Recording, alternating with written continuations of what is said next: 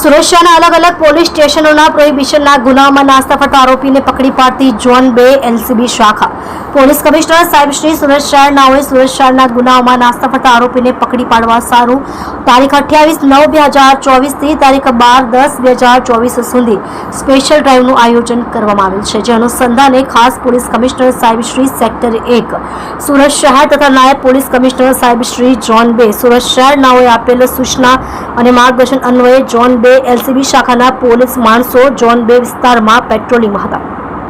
દરમિયાન મળેલ બાતમી હકીકતના આધારે તેમજ ટેકનિકલ સર્વેલન્સના આધારે સુરત શહેરના ડિંડોલી, ઉધના, લિંબાયત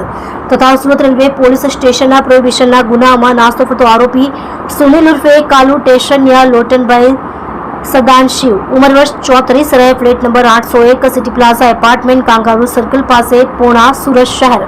મૂળ વતન ગામ ચીમઠાણા તાલુકો અમલનેર જિલ્લો જલગાંવ મહારાષ્ટ્ર